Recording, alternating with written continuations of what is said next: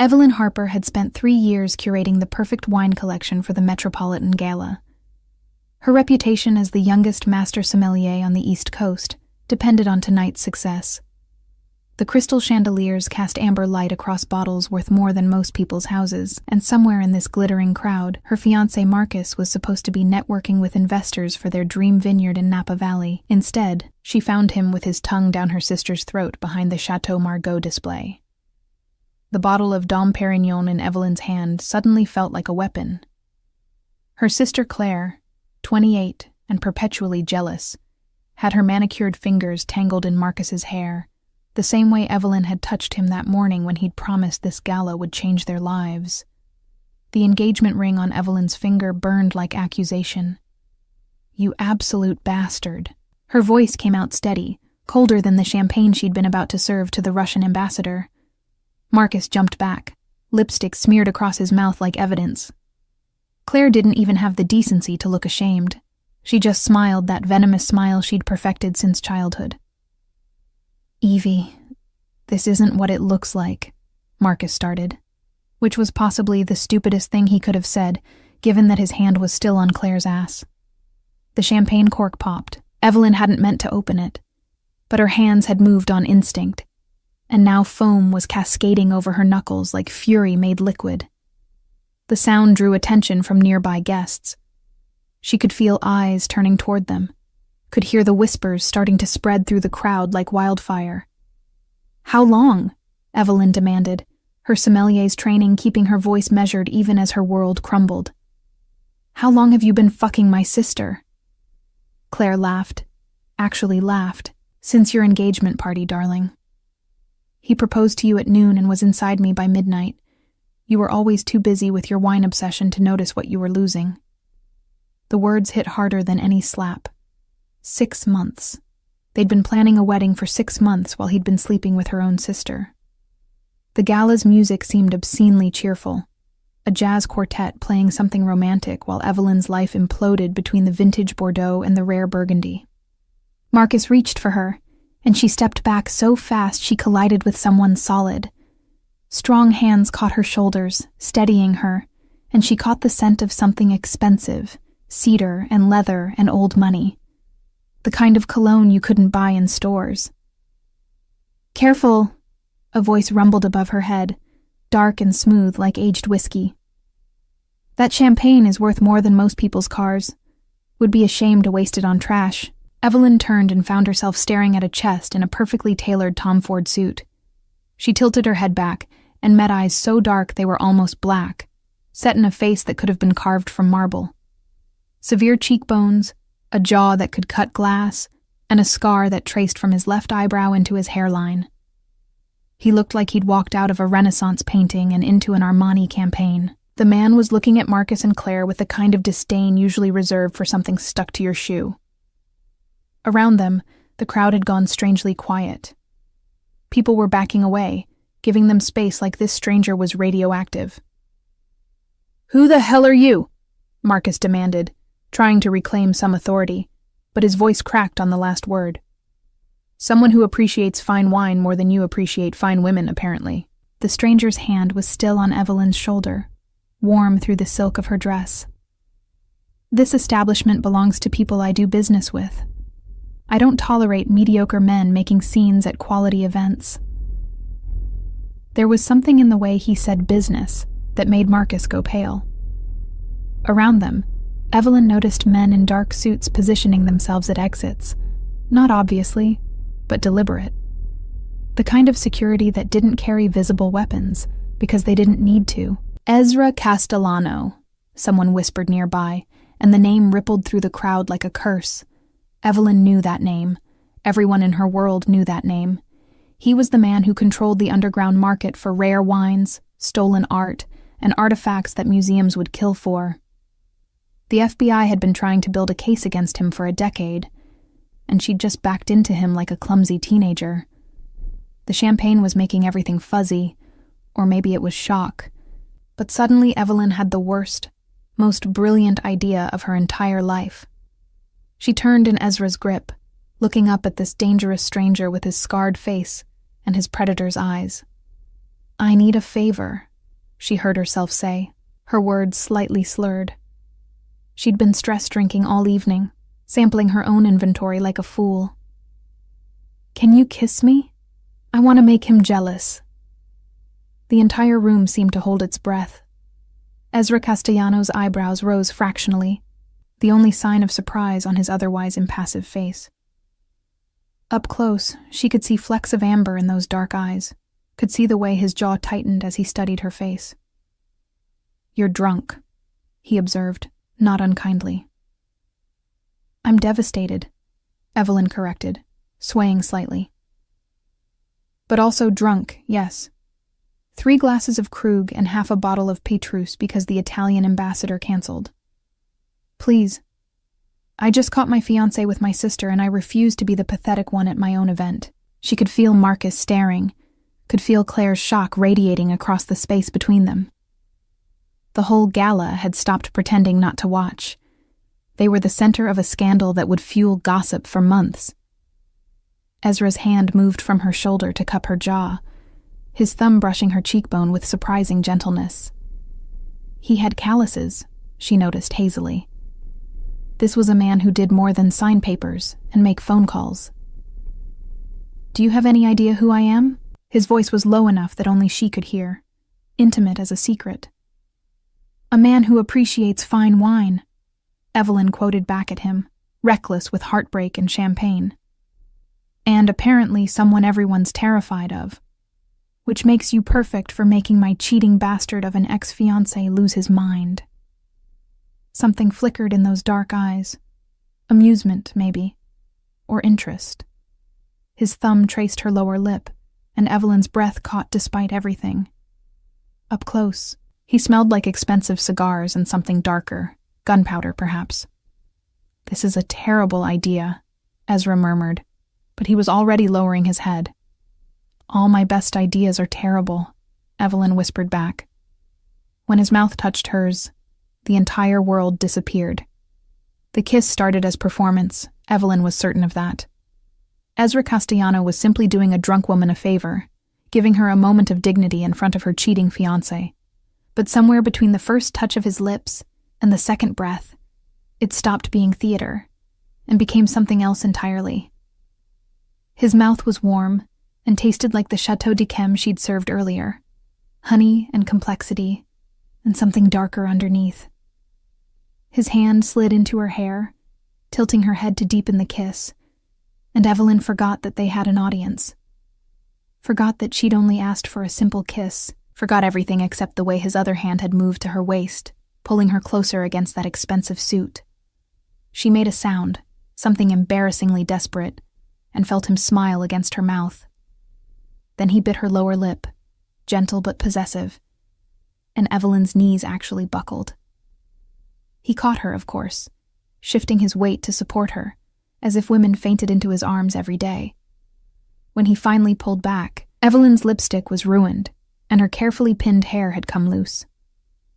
Ezra looked completely unaffected, except for a slight darkness in his eyes, and the faint trace of her lipstick on his mouth. He wiped it away with his thumb, never breaking eye contact. "Better?" he asked quietly, and his voice had gone rougher, like gravel wrapped in velvet. Evelyn couldn't speak. She nodded, her fingers still clutched in his lapels. Behind her, she heard Claire's outraged gasp, heard Marcus saying something that might have been her name. The jazz quartet had stopped playing entirely. "Good." Ezra's hand was still in her hair, possessive and warm. "Now smile at them like you've won." She did, turning in his arms to face Marcus and Claire with what she hoped was devastating confidence, despite the fact that she was fairly certain her legs weren't working properly.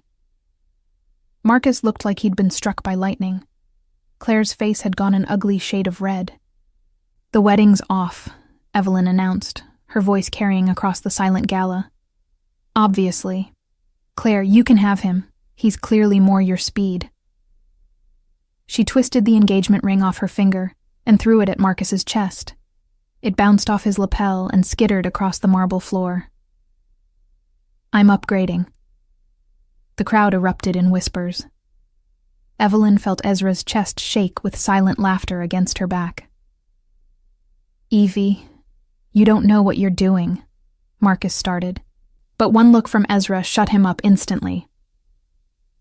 I think Ms. Harper knows exactly what she's doing, Ezra said, and there was steel under the silk of his voice. And I think you should leave, both of you, before I have you removed less politely. The men in dark suits materialized closer, and suddenly it wasn't a suggestion anymore. Marcus grabbed Claire's arm, and they retreated through the crowd, which parted for them like they were diseased.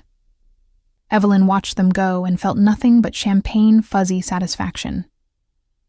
That was insane, she breathed, still leaning against Ezra, because standing on her own seemed ambitious.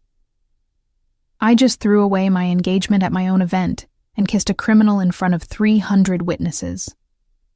Alleged criminal, Ezra corrected, amusement coloring his tone. The FBI hasn't proven anything. His hands were still on her waist, steadying her. And technically, you're the one who kissed me. I was simply accommodating. You bit my lip. You moaned. Evelyn's face flamed. Around them, the gala was slowly returning to life, conversations resuming in hushed, excited tones. She'd given them the scandal of the season. Tomorrow her name would be in every society column from New York to Miami. I should probably... She gestured vaguely at the room, at her responsibilities as sommelier, at the life she'd just spectacularly imploded. I have wine to serve, Russians to schmooze, a reputation to salvage. Your reputation just became significantly more interesting, Ezra observed. He released her slowly, like he was making sure she wouldn't fall over. The sommelier who kissed Ezra Castellano and lived to tell about it. You'll be infamous by morning. Is that supposed to comfort me? It's supposed to prepare you. He straightened his tie, which she'd apparently rumpled without noticing. They'll ask questions. About me, about us, about what this means. What will you tell them? Evelyn hadn't thought that far ahead. The champagne was wearing off, replaced by the cold reality of what she'd just done. She'd kissed a man the FBI called untouchable, a dealer in stolen goods and black market luxuries. She'd done it in public, in front of everyone who mattered in her industry. The truth, she decided, lifting her chin. That you helped me when I needed it. That my fiancé is a cheating bastard who doesn't deserve the expensive wine I was going to serve at our wedding. Ezra studied her for a long moment, something calculating in his expression. You have excellent taste in wine, he said finally. The Petrus you were drinking earlier, 1995 vintage? 96, Evelyn corrected automatically. The 95 was too tight, needed more time. His smile was slow and dangerous. Have dinner with me tomorrow night. I have a bottle of Romane Conti I've been saving for someone who would actually appreciate it. That's a $50,000 bottle of wine. I'm aware.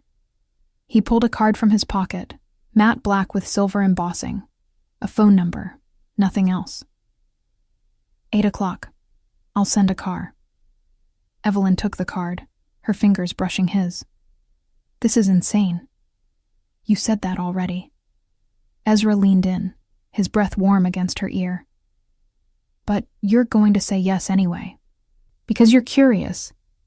Because that kiss felt like the first honest thing to happen to you in 6 months. Because a man who cheats with your sister doesn't deserve you. But a man who understands the difference between a 95 and 96 Petrus might. He pulled back, and Evelyn saw the truth in his eyes. He knew she'd come. Knew she was already hooked, not on him necessarily, but on the feeling of being wanted by someone dangerous, someone who looked at her like she was rare and valuable. One dinner, she heard herself say, to thank you for tonight. Of course. His smile said he knew she was lying to herself. Just dinner. He left then, his security melting away with him, leaving Evelyn alone in the center of the gala with a black card in her hand and the taste of him still on her lips. Around her, the whispers crescendoed. She'd just agreed to have dinner with the most dangerous man on the East Coast. The Russian ambassador approached, smiling widely. "Ms. Harper, I think I need something very strong after that entertainment. What do you recommend?" Evelyn smiled back, slipping the card into her clutch. "I have a Macallan 50-year-old that seems appropriate. It's dangerous, expensive, and absolutely worth the risk." "Perfect," he laughed, not knowing she wasn't talking about whiskey at all. Evelyn woke up on her couch at noon with a headache like an ice pick through her skull and 17 missed calls from her mother. The champagne had been a mistake. The kiss had been a bigger mistake. Agreeing to dinner with Ezra Castellano might have been her worst decision yet, which was saying something considering she'd gotten engaged to a man who'd been sleeping with her sister. Her apartment looked like a crime scene. Her gala dress was puddled on the floor, her shoes kicked off in 2 different directions. The black card sat on her coffee table, accusatory and tempting. She'd looked Ezra up at 3 a.m, sleepless and spiraling. And the search results had been terrifying. Federal investigations. Suspected arms dealing. A gallery in Soho that was definitely a front for something illegal. He'd been photographed at charity events with senators and supermodels, always in the background, always watching. One article called him the gentleman criminal.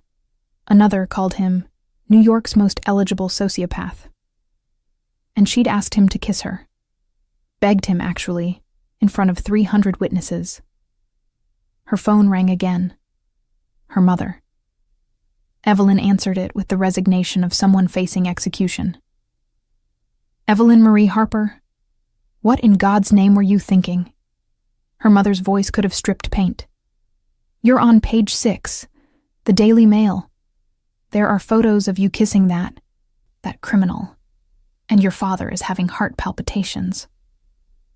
"Marcus was cheating on me with Claire," Evelyn said flatly, pressing her palm against her forehead. "At my own event. I found them together." Silence. Then, "Claire? Your sister Claire?" "Unless I have another sister I don't know about." Evelyn stumbled to her kitchen, desperate for coffee.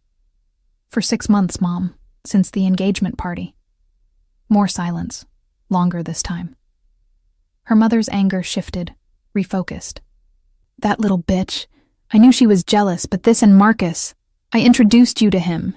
His family has the vineyard in Connecticut." "Had the vineyard. I'm fairly certain after last night no one in the wine world will touch him." Evelyn found her espresso machine, started it with shaking hands. "I humiliated him publicly, with Ezra Castellano's help." "About that." Her mother's voice went careful. "Evelyn, that man is dangerous. Whatever you think last night was, it wasn't worth getting involved with someone like him. He offered me a bottle of Romanée Conti." The words came out before Evelyn could stop them.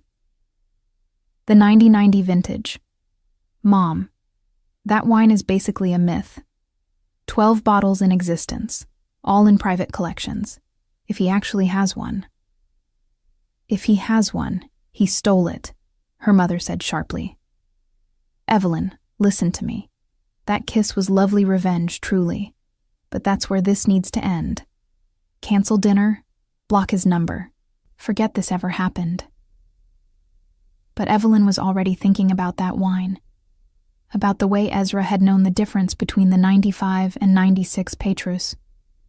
About his hands in her hair, and the way he'd looked at her like she was something precious.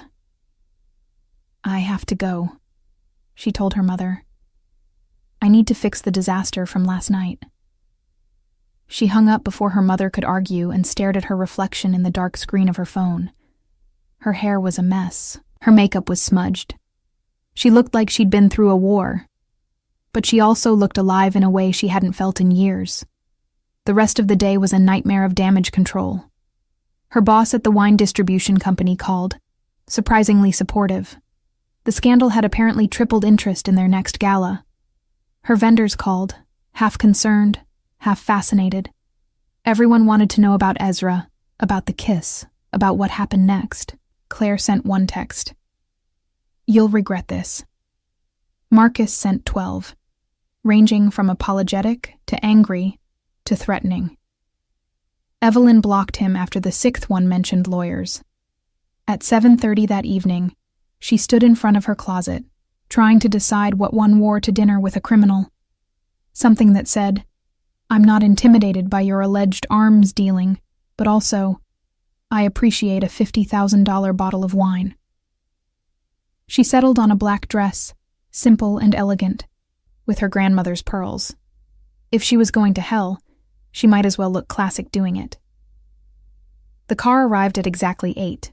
Not a limo, thankfully, but a Mercedes that screamed money without being ostentatious. The driver was polite and silent, and they drove to a building in Tribeca that looked like every other converted warehouse on the block, except this one had a private elevator that required a key card. Evelyn's heart hammered as they ascended.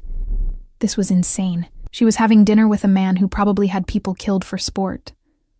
A man who'd kissed her like he wanted to devour her in front of everyone she knew. A man who understood wine the way she did, with reverence and obsession. The elevator opened directly into a penthouse that took her breath away. Floor-to-ceiling windows overlooked the city, the lights of Manhattan spread out like diamonds. The furniture was minimal but exquisite. Modern pieces mixed with what looked like actual Roman antiquities. And the art on the walls.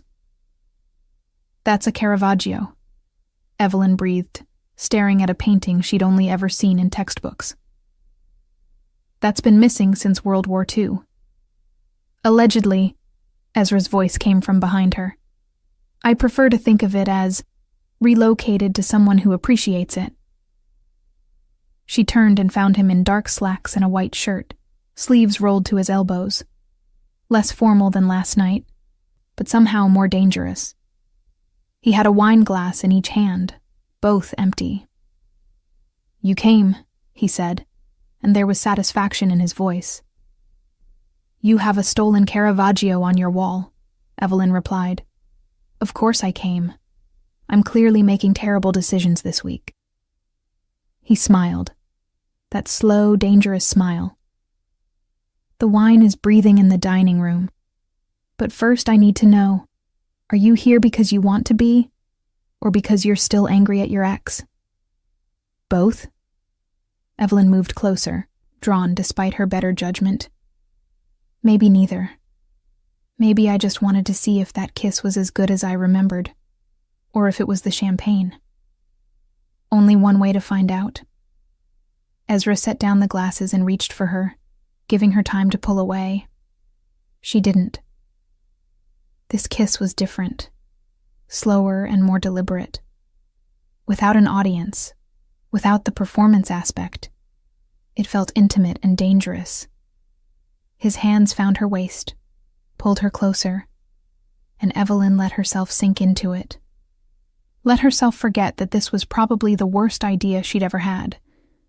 When they broke apart, she was breathing hard, and his eyes had gone dark. "Better than I remembered," she admitted. "Good."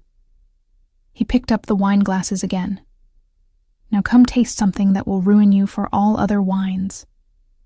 Dinner was served in a room dominated by a window and a table that sat 12, but was set for 2. The Romanée Conti sat in a decanter, garnet red and glowing in the candlelight. Ezra poured with the care it deserved, and when Evelyn tasted it, she actually made a sound. Oh my God. The wine was silk and velvet, and everything perfect in the world. This is, I don't have words. Most people don't. Ezra watched her over his glass. That's why I wanted to share it with you. Someone who understands what this is worth beyond the price tag. They talked about wine, about the illegal market, about how he'd acquired this bottle, this particular treasure. Ezra was careful with details, never admitting to anything explicitly illegal, but the implications were clear. He dealt in things that shouldn't be sold, things that belonged in museums or vaults. "Why wine?" Evelyn asked, emboldened by the burgundy. "With everything you could trade in, why focus on wine and art?" "Because they're beautiful," Ezra said simply. because most people see them as commodities, investments, status symbols. But some people like you, see them as art, as history, as something worth preserving. Even if you stole them, I prefer to think I'm keeping them from people who don't deserve them.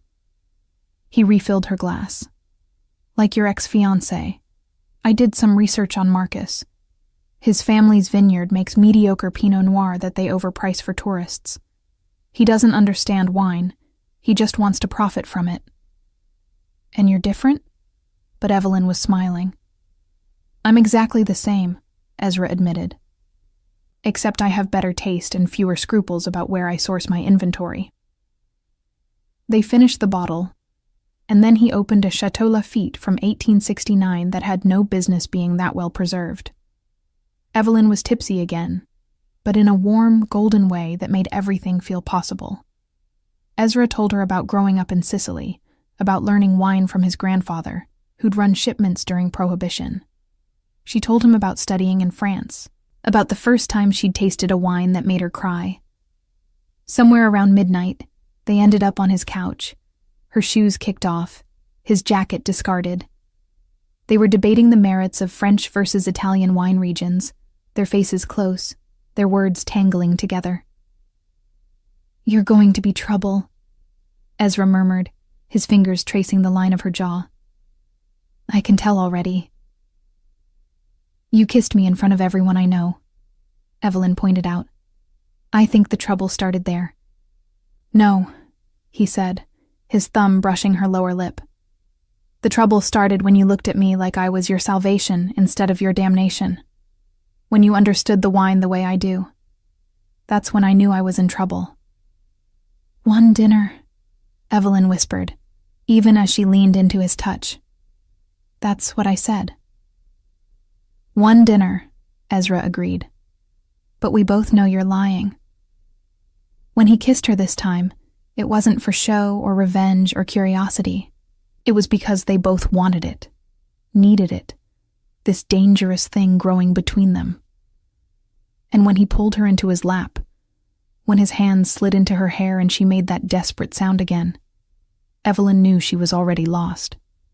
She'd come here for wine and found something infinitely more intoxicating. Evelyn woke up in Egyptian cotton sheets that cost more than her monthly rent, in a bedroom with another stolen masterpiece on the wall. This one looked like a Monet. Morning light filtered through blackout curtains, and for a moment, she couldn't remember where she was. Then she felt the warm weight of Ezra's arm across her waist, and memory came flooding back. The wine, the conversation, the way he'd carried her to his bedroom sometime around 3 a.m., both of them too far gone on Burgundy and chemistry to pretend they weren't going to end up exactly here. "You're thinking too loud," Ezra murmured against her shoulder, his voice rough with sleep. "I can hear your panic from here." "I slept with a criminal," Evelyn said to the ceiling. 24 hours after catching my fiancé with my sister, I had sex with a man who probably has people killed for a living. Allegedly. His arm tightened around her. "And technically you didn't sleep with me. We're still in bed. No sleeping has occurred." Despite everything, Evelyn laughed. She turned in his arms and found him watching her with those dark eyes, his hair mussed, the scar on his eyebrow visible in the morning light. He looked younger like this, less dangerous, though she knew that was an illusion. "I should go," she said, not moving. "I have work, a life, a reputation that's already in tatters." "Your reputation is fine," Ezra replied, his hand tracing lazy patterns on her back. "Better than fine. You're now the woman who made Ezra Castellano interested enough to publicly claim. Do you have any idea how rare that is? Should I be flattered or terrified?" "Both." He kissed her forehead, gentle in a way that shouldn't have worked on a man like him. "Stay for breakfast. I have a chef who makes pancakes that will change your life, and I want to discuss a business proposition." Evelyn pulled back to look at him. "What kind of business proposition?" The kind that involves wine, revenge, and possibly ruining your ex-fiancé's life completely. Ezra's smile was wicked. Unless you're satisfied with just humiliating him publicly? She should have said yes. Should have taken her revenge and moved on like a mature adult. Instead, she heard herself ask, "How ruined are we talking?" An hour later, Evelyn sat in Ezra's dining room in one of his shirts, eating pancakes that were indeed life-changing, while he laid out his plan. Marcus's family vineyard is failing, Ezra explained, pulling up financial documents on his tablet. They're overextended, underleveraged, and hemorrhaging money. The only thing keeping them afloat is the reputation, which after last night's scandal is significantly damaged. "How do you have their financial records?" Evelyn asked, though she knew the answer. "I have people who acquire information." He slid the tablet across to her. "The vineyard is worth about $8 million on paper. In reality, it's worth half that. The land is good, but they've mismanaged it for decades. Poor grape selection, outdated equipment, mediocre winemaster." Evelyn studied the numbers, her sommelier brain automatically cataloging the problems. They could turn it around with the right investment. Better vines, modern equipment, a competent winemaker. Exactly. Ezra's smile was pure predator. "Which is why I'm going to buy it. Through a shell company, untraceable to me. I'll offer them just enough to get out from under their debt, but not enough to start over anywhere respectable." And then what? But Evelyn was starting to understand, starting to see the beautiful cruelty of it. "Then I hire you as the wine master. You rebuild it into something extraordinary. We produce wines that win international awards, that sommeliers fight over, that make Marcus's mediocre Pinot Noir look like grocery store trash." Ezra leaned forward, intent. "We take everything he was supposed to have, his family legacy, and we make it better. We make it legendary." It was vindictive and petty, and absolutely brilliant. Evelyn should have said no, should have walked away from this dangerous man and his dangerous plans. "What's in it for you?" she asked instead. "Besides watching you destroy your ex?" Ezra shrugged. "A legitimate business to launder money through, a vineyard that actually produces something worth drinking. And you, working for me, tied to me in a way that makes it very clear you've chosen me over him." "That's insane. You keep saying that word." He reached across the table, caught her hand. "But you're not saying no." Evelyn stared at their joined hands, at the contrast between her bare fingers where her engagement ring used to be and his, strong and scarred. This was everything she'd been taught to avoid. Getting involved with a criminal, mixing business with revenge, letting attraction override common sense. But Marcus had been sleeping with her sister for 6 months. Had planned to marry her while fucking Claire behind her back. And Claire had smiled about it. Had laughed while twisting the knife. "I want control of all wine-related decisions," Evelyn said. "Complete autonomy on grape selection, production methods, and distribution." Done. "And my name on the label. Not yours, not some shell company. Mine." Ezra's smile went sharp with approval. "I wouldn't have it any other way. I want everyone to know that Evelyn Harper chose to work with me, that she's mine." "I'm not yours," Evelyn protested, but her hand was still in his, and they both knew she was lying. "Not yet," he agreed, "but you will be." The next 3 weeks were a whirlwind. Ezra moved on the vineyard with the efficiency of a hostile takeover, making an offer Marcus's family couldn't refuse and couldn't trace. The sale went through before they could mount a defense, and suddenly Evelyn owned, on paper at least, the Harper family legacy. The irony wasn't lost on anyone. Marcus called 17 times before Evelyn blocked him. Claire sent increasingly unhinged texts about betrayal and family, which was rich coming from the woman who'd slept with her sister's fiancé. Their mother was torn between pride that Evelyn had secured a vineyard and horror at how she'd done it. Evelyn barely noticed. She was too busy working with Ezra's team to modernize the operation, hiring a new crew, selecting new grape varietals. Ezra had resources she couldn't have dreamed of, contacts in France and Italy and California who owed him favors. Within 2 weeks, they had rootstock from Burgundy that simply wasn't available on the legitimate market. "I don't want to know where you got this," Evelyn said, examining the vine cuttings with reverence. "Probably not," Ezra agreed. He was watching her work with the same intensity he'd watched her taste wine that first night. "You're incredible when you're focused like this. I can see why you won all those awards." They spent every night together, either at his penthouse or at the vineyard, blending business with pleasure in ways that would have horrified her 6 months ago. Ezra was demanding and dangerous, and exactly what she hadn't known she needed.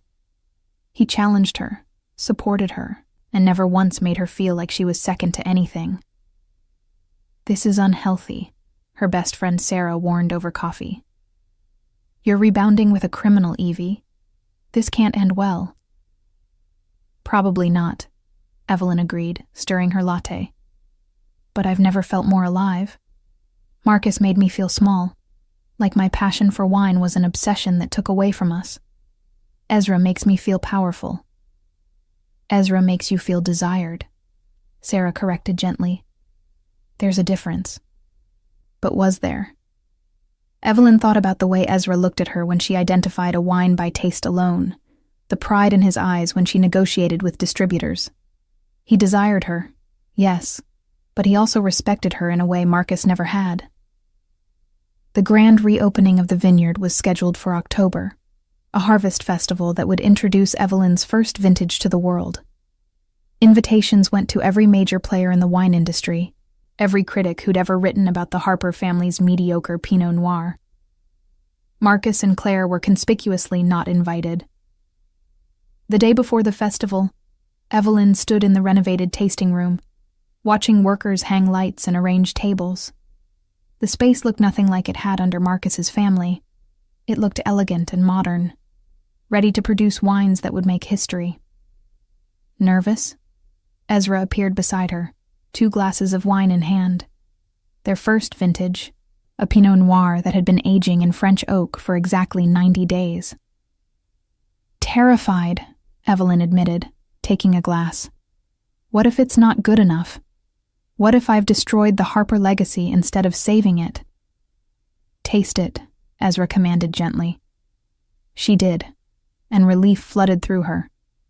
It was young, yes, needed more time, but the bones were there. Complexity, depth, a hint of what it would become. It was going to be extraordinary. "It's going to be perfect," Ezra said, reading her expression. "Just like you." "I'm not perfect," Evelyn protested. "I'm vindictive and petty, and I'm sleeping with a criminal to get revenge on my ex." "Alleged criminal," he corrected with a smile. "And you're sleeping with me because you want to. The revenge is just a bonus." He set down his glass and pulled her close. "I need to tell you something." The seriousness in his tone made her heart skip. "What?" "I'm being investigated. The FBI has been building a case for months, and they're getting close." "How close?" Evelyn's stomach dropped. She'd known this was coming, had known from the moment she'd looked him up that Ezra Castellano lived on borrowed time. But knowing abstractly and hearing it out loud were different things. "Close enough that my lawyers are nervous. Close enough that I need to start distancing my legitimate businesses from my less legitimate ones." Ezra's hands were steady on her waist, his voice calm. "Which means the vineyard needs to be entirely yours.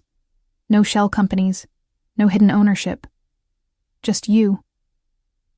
"They'll know," Evelyn said immediately. "They'll know you're behind it, that I'm connected to you. It won't protect either of us." "It will protect you," he corrected. "If I go down, and I might, you'll have plausible deniability. A vineyard you legitimately own, bought with money that was cleanly laundered before it reached you. The FBI can suspect all they want, but they won't be able to prove you knew where the funding came from." Evelyn pulled back to look at him. You planned this from the beginning. The vineyard wasn't just about revenge or wine. It was about setting me up with something legitimate before everything falls apart. Yes. No apology, no shame. I told you that first night you have excellent taste in wine. You deserve a vineyard that matches your talent, whether I'm around to enjoy it with you or not. You're talking like you're going to prison. I'm talking like a man who understands probability. Ezra cupped her face, his thumb tracing her cheekbone. I've been doing this for 15 years, Evelyn. I've gotten away with things that should have put me away for life. The odds were always going to catch up eventually. She should have been angry. Should have felt used, manipulated, set up. Instead, all she felt was a fierce, unexpected protectiveness. This dangerous man had given her a vineyard, had helped her rebuild her career, had looked at her like she was the rarest vintage in existence. What if I don't want plausible deniability? Evelyn asked. What if I want to fight for you?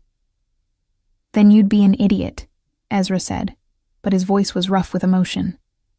And you're the smartest woman I know.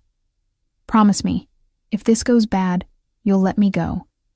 You'll take the vineyard, and you'll make something beautiful, and you'll forget about the criminal who helped you get revenge. I can't promise that. Evelyn. No. She kissed him, hard and desperate. You don't get to give me everything I didn't know I wanted, and then ask me to forget you. That's not how this works. That's exactly how this has to work, Ezra said against her mouth, but he was kissing her back, his hands tangling in her hair. I'm not a good man. I've done things that would horrify you. I don't get the happy ending with the brilliant sommelier. Maybe I don't want a good man, Evelyn shot back. Maybe I want the man who understands why a 96 Petrus is better than a 95, who helped me destroy my ex-fiancé, who looks at me like I'm worth more than all the stolen art in his collection. They made love in the tasting room, desperate and intense, surrounded by barrels of wine that would outlast whatever happened next. Afterward, lying on the floor with Ezra's jacket as a pillow, Evelyn made a decision. I'm not letting you go, she said quietly. If the FBI comes, I'll get you the best lawyers. If you need an alibi, I'll provide one. If you go to prison, I'll visit every week with bottles of wine I'm not supposed to smuggle in. Ezra laughed, pained and genuine. You're insane. You keep saying that. Evelyn echoed his words from weeks ago. But I'm not changing my mind. The Harvest Festival was a triumph. Critics raved about the transformation of the vineyard, about Evelyn's vision and expertise. Orders came flooding in before the first vintage was even bottled. By sunset, Evelyn had secured contracts with 3 Michelin-starred restaurants and a distributor in Hong Kong. Marcus showed up anyway, drunk and belligerent, dragging Claire behind him. Security stopped them at the gate, but not before Marcus started shouting about theft and betrayal and illegal dealings. Everything was done legally, Evelyn said coldly, walking out to confront them with Ezra at her back. Your family sold the vineyard to a legitimate buyer. The fact that I'm running it now is simply good business. You're sleeping with him, Claire spat, glaring at Ezra. Everyone knows. You threw away your career, your reputation, your family for a criminal. I threw away a cheating fiancé and a backstabbing sister, Evelyn corrected. I gained a vineyard, a career I actually control, and a man who respects me. I'd say I came out ahead. He's using you, Marcus slurred. He's using you to launder money, to legitimize his business. You're just another asset to him. Evelyn felt Ezra tense behind her, felt his anger like a physical thing. But she didn't need him to defend her, not this time. Even if that were true, she said, I'd rather be a valued asset to Ezra than a trophy wife to you. At least he's honest about what he wants from me. She turned her back on them, on the life she'd almost had, and walked back to the festival with Ezra's hand in hers. Behind them, security escorted Marcus and Claire off the property. She didn't look back. "You handled that well," Ezra murmured as they rejoined the party. "I learned from the best," Evelyn replied, squeezing his hand. "Now come on. The wine critic from the Times wants to talk about our barrel aging process, and I need you to charm her while I discuss oak varietals. Using me for my charm? I'm wounded. You'll survive." They worked the crowd together, Evelyn discussing wine with the passion that had made her a master sommelier, Ezra providing the dark, dangerous edge that made everything more exciting. They were a team, she realized. An unlikely, probably doomed team, but a team nonetheless. As the sun set over the vineyard, painting the sky in shades of rose and gold, Evelyn stood with Ezra on the veranda, watching their guests toast with wine that bore her name on the label. "Thank you," she said quietly, "for all of this, for believing I could do it." "I never doubted you for a second," Ezra replied. "You're extraordinary, Evelyn Harper. With or without me, you were always going to be extraordinary." 2 weeks later, the FBI raided Ezra's gallery. They seized art, documents, computers, everything. The news broke on a Tuesday morning while Evelyn was meeting with distributors in Manhattan. Her phone exploded with messages, news alerts, calls from her mother. She ignored all of it and went straight to Ezra's penthouse.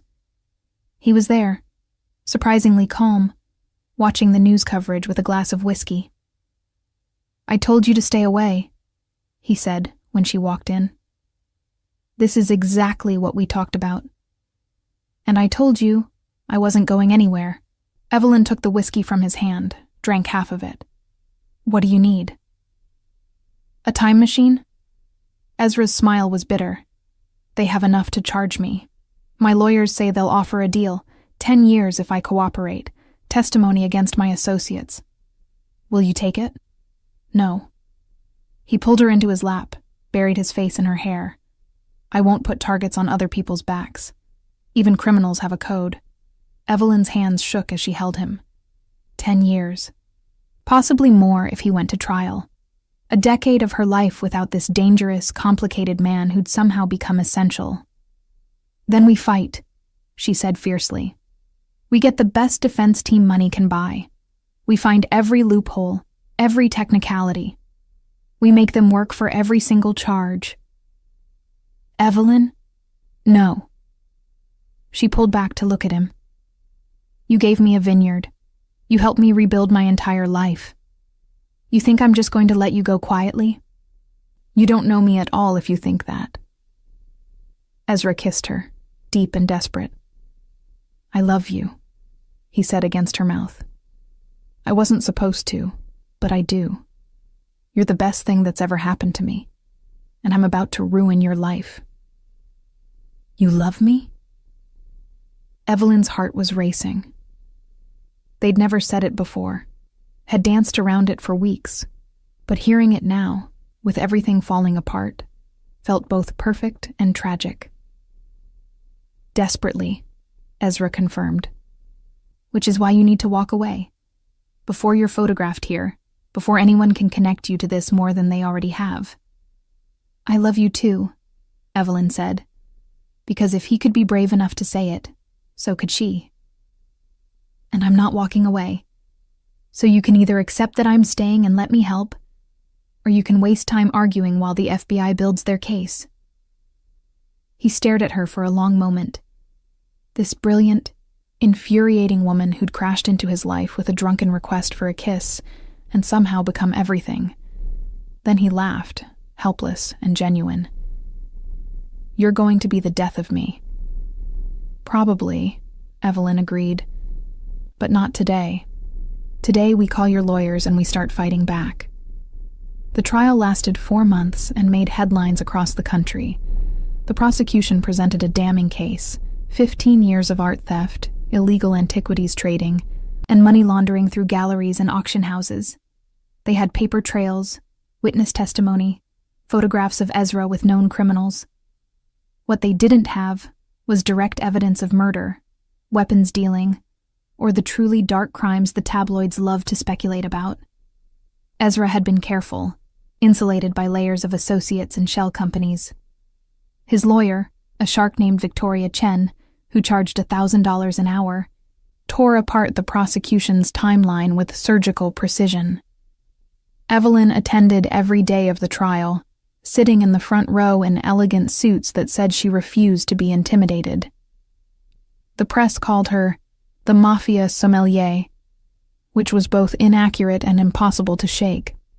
Her face was in every tabloid, her past with Marcus dragged up and dissected. Evelyn Harper trades one scandal for another, Page 6 declared. From cheating fiancé to criminal lover, the master sommelier certainly has a type. Her mother begged her to skip the trial, to distance herself before it was too late. Sarah stopped calling after Evelyn refused to see reason. Even her professional colleagues started avoiding her, afraid that association would taint their own reputations. Evelyn didn't care. She showed up every day, and every evening she returned to the vineyard, working until her hands ached, and her mind was too tired for fear. The first vintage was bottled and ready for release. Orders were still coming in despite the scandal, or maybe because of it. Notoriety sold almost as well as quality. On day 73 of the trial, the prosecution called Marcus as a witness. Evelyn felt Ezra tense in his seat at the defense table. He'd been composed throughout the entire trial, never showing emotion, but now his jaw tightened. He'd promised her he wouldn't react, wouldn't give them the satisfaction, but she could see the effort it took. Marcus took the stand looking smug, dressed in an expensive suit that probably came from his new girlfriend's money. Claire had dumped him 3 weeks after the vineyard sale.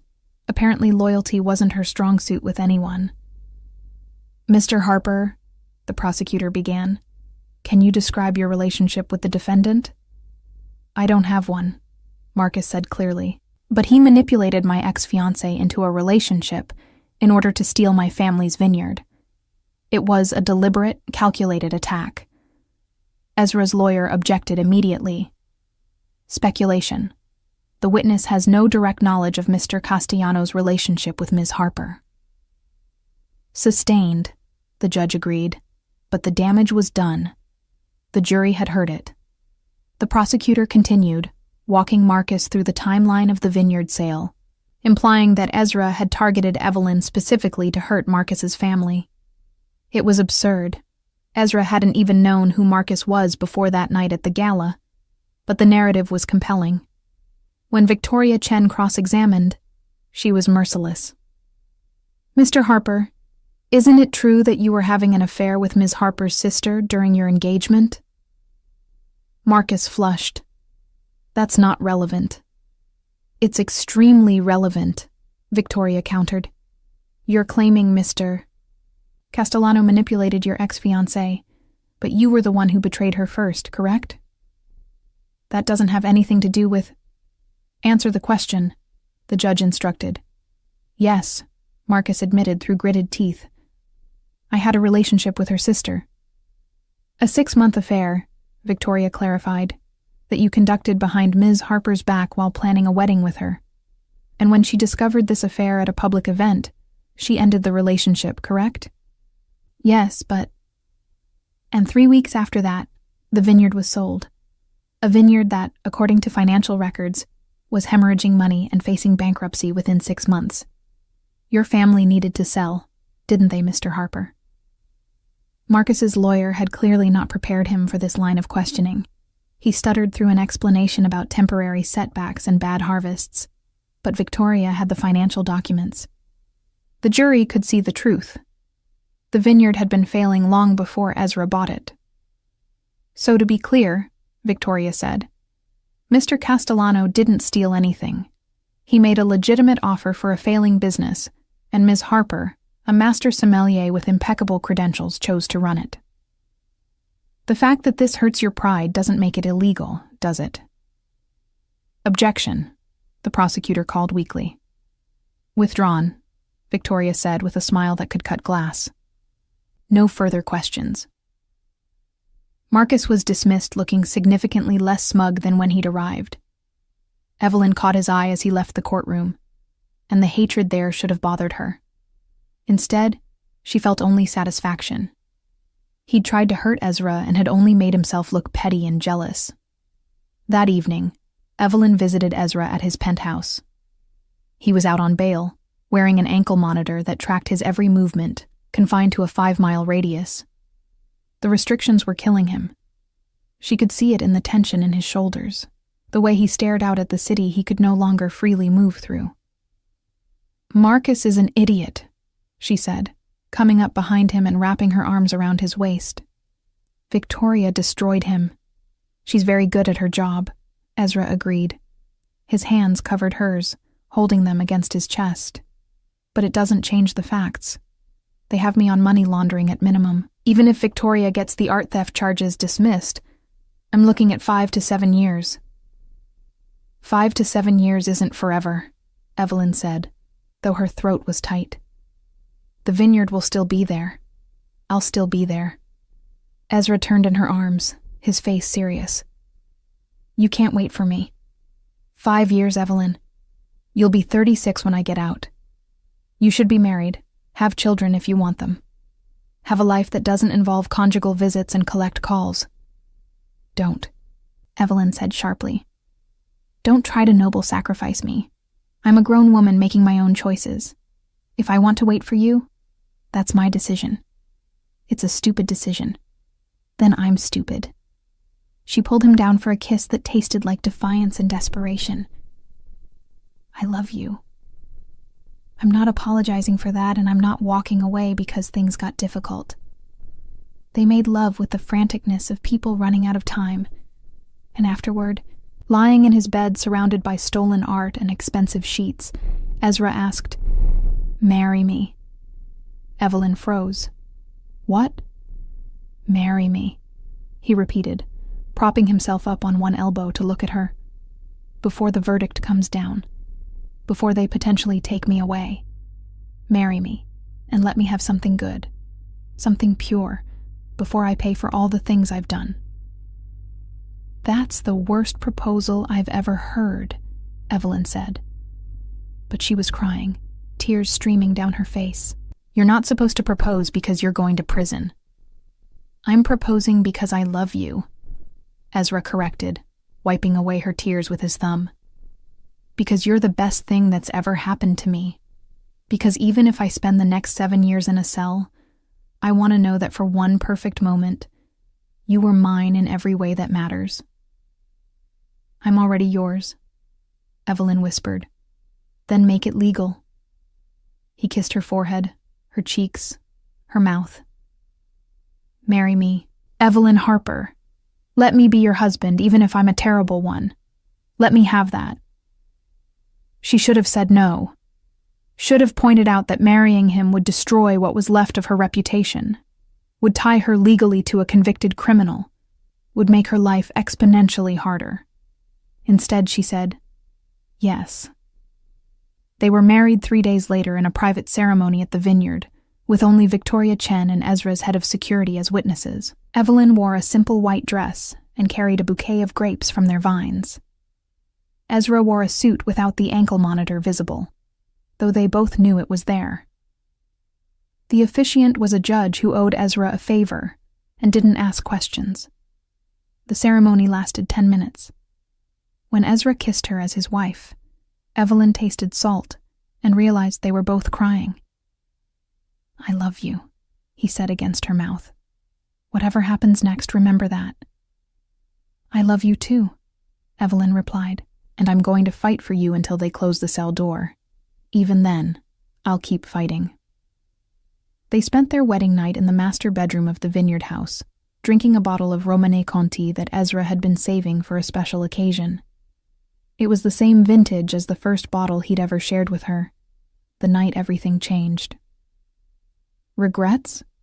Ezra asked as they watched the sunrise over the vines.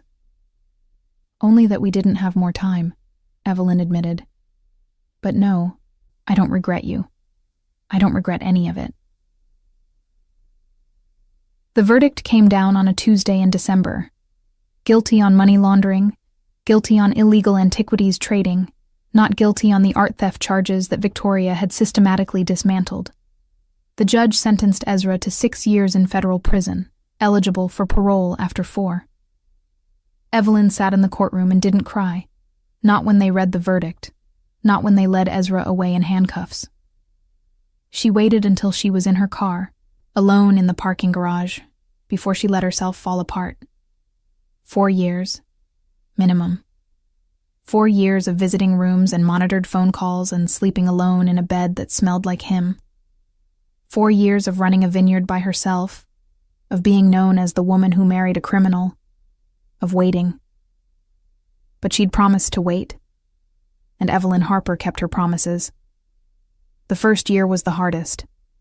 Ezra was sent to a minimum security facility in Pennsylvania, close enough that Evelyn could visit every other weekend.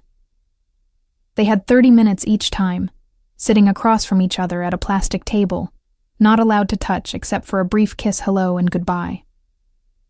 Evelyn told him about the vineyard, about the awards their first vintage was winning, about the expansion plans she was developing.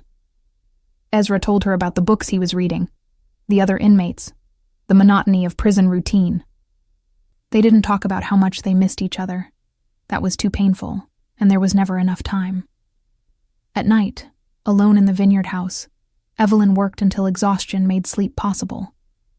She threw herself into the wine, developing new blends, experimenting with techniques she'd only read about. The vineyard became her therapy, her obsession, the thing that kept her sane. The second year was slightly easier. Evelyn had a rhythm now. Visits every other weekend, phone calls on Tuesday and Thursday evenings, letters in between. She'd hired a full staff for the vineyard and was producing 3 different labels, all critically acclaimed. Money was no longer a concern. Between the wine sales and the legitimate investments Ezra had set up before his arrest, she was wealthy in her own right. Marcus tried to sue for ownership of the vineyard, claiming the sale had been made under duress. His case was thrown out within a month. He had no standing and no evidence. Claire sent a letter asking for money, claiming family obligation. Evelyn burned it and didn't respond. Her mother visited once, surprising Evelyn by arriving unannounced on a Saturday morning. "I don't approve," her mother said, walking through the vineyard that now bore Evelyn's name on every label. "I think you threw your life away for a criminal, but I'm proud of what you've built here. Your father would have been proud too. It wasn't forgiveness, but it was something." Evelyn took it. The third year, Ezra was transferred to a facility in New York, even closer. The visits increased to once a week. He looked older, lines around his eyes that hadn't been there before, but his smile when he saw her was the same. "2 more years," he said during one visit. "Maybe less if I get parole. Can you wait 2 more years?" "I'd wait 20, Evelyn replied, and meant it. On their 3rd anniversary, Evelyn brought a bottle of their wine to the visiting room. The guards confiscated it immediately. Alcohol wasn't allowed, but they'd seen it. Ezra had seen her bring a bottle of Harper Vineyard Reserve, the wine that critics were calling transcendent, and the best American Pinot Noir in a generation. "You did it," he said, his voice rough with emotion. "You made something extraordinary." "We did it," Evelyn corrected. "This is ours." The 4th year, Ezra came up for parole. Evelyn attended the hearing with Victoria Chen, who was still technically on retainer, though Ezra had paid her enough to retire twice over. They presented evidence of Ezra's good behavior, his participation in prison education programs, letters from the warden praising his conduct. The parole board deliberated for 3 hours. When they granted parole, Evelyn's knees actually gave out. Victoria caught her, laughing and crying at the same time. They'd done it. After 4 years of waiting, of visiting rooms and monitored calls and sleeping alone, Ezra was coming home. He was released on a Wednesday in April, early morning when the spring sun was just starting to warm the vineyard. Evelyn picked him up herself, standing outside the prison gates in jeans and one of his old shirts, her hair in a messy bun. When Ezra walked out, he looked thinner, older, but his eyes found her immediately. She ran to him, not caring about dignity or composure, and he caught her, lifting her off her feet like she weighed nothing. "Hi," he said, his face buried in her hair. "Hi," Evelyn replied, crying and laughing. "Welcome home." They drove to the vineyard in silence, hands clasped, unable to speak past the emotion. When they pulled up to the house, Ezra stopped and stared. She'd expanded it, added a second floor and a proper wine cellar. The grounds were immaculate, the vines heavy with new growth. In the distance, she could see workers tending the fields, the business of the vineyard continuing like a well-oiled machine. "You've been busy," Ezra said quietly. "I had a lot of time to fill," Evelyn replied. "Come on. I want to show you something." She led him to the wine cellar, newly built and climate-controlled to perfection. Rows of bottles lined the walls, different vintages and labels, all bearing the Harper name. But in the center of the room, in a place of honor, sat a single bottle in a custom display case.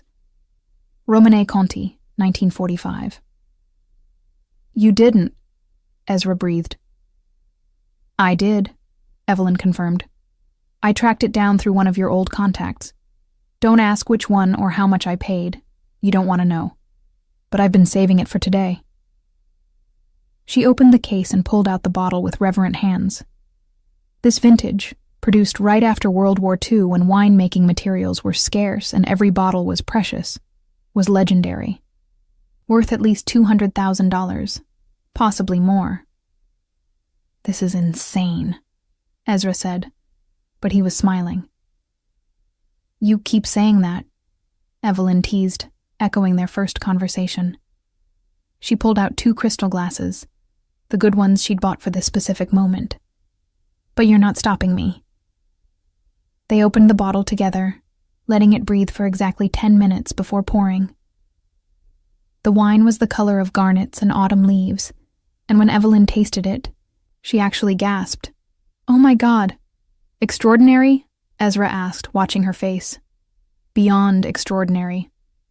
She handed him his glass. This is everything wine should be. History and art and passion in liquid form." They drank slowly, savoring every sip, sitting on the floor of the wine cellar like teenagers sneaking their parents' alcohol. Outside, the vineyard hummed with life. Inside, they had this perfect moment, this perfect wine, this perfect reunion. "I need to tell you something," Ezra said, setting down his empty glass. "The FBI still watches me. They always will. Being with me means being scrutinized, investigated, suspected. Your life would be easier if—" Evelyn kissed him, cutting off the words. Don't try to martyr yourself again. We've been married for 4 years. I've waited for you, built a life for us, tracked down a bottle of wine that technically shouldn't exist on the open market. I'm in this, Ezra. Completely. You could still—" "No," she said firmly. "The only thing I could do is love you for the rest of my life and make wine that people will talk about for generations. That's it. That's the only option." Ezra pulled her into his lap, holding her like he'd dreamed about for 4 years. "I don't deserve you." "Probably not," Evelyn agreed. "But you're stuck with me anyway." They made love in the wine cellar, surrounded by bottles that would outlast them both, christening this new chapter of their lives. And later, much later, they walked through the vineyard hand in hand as the sun set, talking about plans for the future.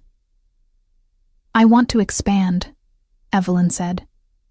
"Add a tasting room, maybe a restaurant, host events, educational seminars. Make this place a destination." "I want to go legitimate," Ezra replied. "Completely. No more gray areas, no more questionable deals. Just wine and art that I acquire legally. Can you do that?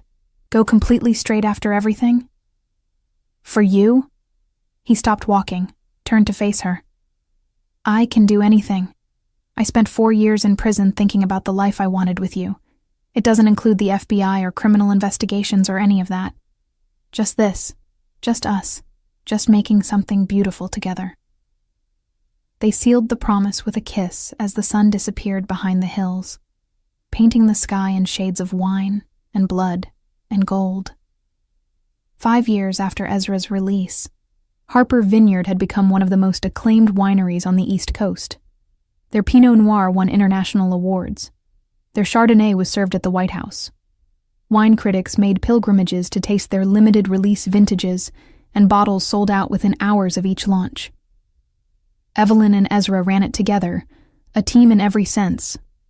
He handled the business side, the distribution and marketing, the careful navigation of an industry that still whispered about his past. She managed the winemaking, the artistry, the creation of vintages that would define a generation. They'd converted the old barn into a tasting room that hosted educational seminars and private events.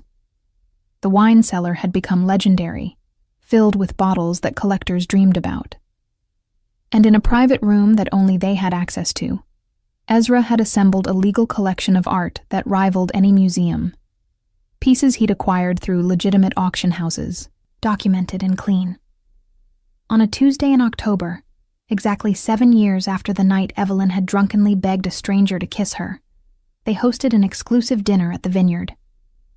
50 guests, all major players in the wine world, all there to celebrate the release of their 7th vintage. The menu was designed by a James Beard award-winning chef, each course paired with a different wine, building to a finale that had taken Evelyn 3 years to perfect. As she stood to give the opening toast, she caught Ezra's eye across the room and smiled. 7 years ago, she began, her voice carrying across the intimate space. I caught my fiancé cheating with my sister at a wine gala. I was devastated, drunk on champagne, and made possibly the most impulsive decision of my life. I asked a complete stranger to kiss me, just to make my ex jealous. Polite laughter rippled through the crowd. They all knew this story, had read about it in magazines and gossip columns, but Evelyn wasn't finished. That stranger turned out to be Ezra Castellano, a man with a reputation that should have sent me running. Instead, he offered me a bottle of Romanée Conti and a chance to build something extraordinary. Everything you taste tonight, everything this vineyard has become, started with that one reckless kiss. She raised her glass, filled with their newest vintage, a Pinot Noir that had aged for 7 years in French oak. So here's to bad decisions, dangerous men, and the courage to build a life out of revenge and champagne. Here's to Harper Vineyard. To Harper Vineyard, the crowd echoed, and the dinner began. Hours later, after the last guest had left and the staff had cleaned up, Evelyn and Ezra sat on the veranda with a bottle of the Romanée Conti from their wedding night. The vineyard spread out before them, peaceful in the moonlight, vines heavy with next year's harvest. Do you regret it? Ezra asked quietly. Any of it? The scandal, the trial, the years I was gone? Evelyn considered the question seriously, sipping wine that cost more than most people's cars. I regret that Marcus cheated. I regret losing years with you to prison. But everything else? She turned to look at him, this dangerous, complicated man who'd helped her build an empire out of heartbreak. No. I don't regret loving you. I don't regret this vineyard. I don't regret becoming the woman I needed to be. Even though everyone still calls you the Mafia sommelier? Especially because of that, Evelyn laughed. Do you know how much free publicity that nickname gets us? We're infamous. People come here hoping to catch a glimpse of the criminal and his winemaking wife. They stay for the wine and leave with stories. Your mother would be horrified. My mother came to Christmas last year and got drunk on our Chardonnay. She's coping. Evelyn set down her glass and moved to sit in Ezra's lap, the way she had 1,000 times before. Besides, we're respectable now. Mostly. You haven't stolen anything in 5 years. 6 years, Ezra corrected, his arms coming around her waist. I stopped the moment I decided I wanted you more than I wanted the thrill. Best decision I ever made. They sat in comfortable silence, watching the stars come out over the vineyard. In the distance, Evelyn could see the lights of the main house, the tasting room, the cellar where bottles worth millions aged quietly in the dark. "Marcus tried to visit last month," she said eventually. "Security turned him away, but he left a letter. Want to know what it said?" "Do I want to know?"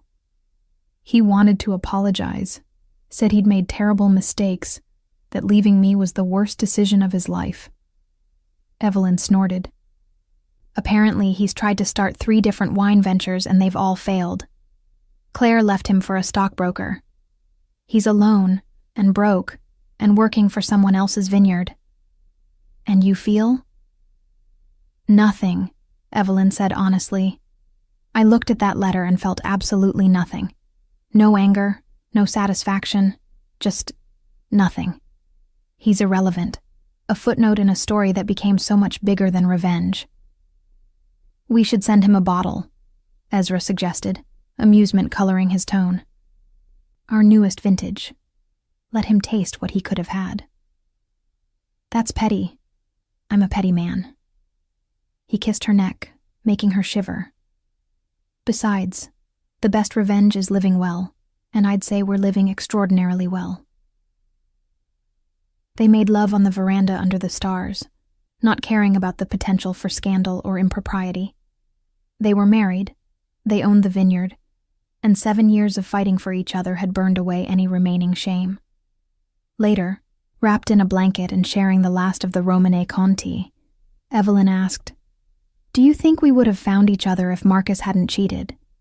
If I'd never gone to that gala?" "No," Ezra said honestly. "I think you would have married him, had a mediocre life making mediocre wine, and been quietly miserable. I think I would have eventually gotten caught anyway, and gone to prison with nothing to come home to. So Claire did us a favor, really, by being a terrible person. The worst people sometimes create the best opportunities." He tilted her face up to kiss her, slow and deep. "I should send her a thank you card." "Don't you dare." They finished the wine as dawn broke over the vineyard, painting the vines in shades of rose and gold. 7 years since that first kiss. 4 years since Ezra's release. A lifetime ahead of them, building something beautiful out of scandal and champagne, and love that had survived federal prison. "I love you," Evelyn said, watching the sunrise. "My alleged criminal, my dangerous man, my husband."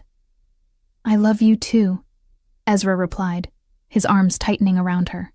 "My brilliant sommelier, my partner, my salvation." They sat together as the vineyard woke up around them, workers arriving for the morning shift, the business of winemaking beginning another day. In the cellar below, bottles aged quietly, gaining complexity and value with each passing year. In the tasting room, reservations were already booked months in advance.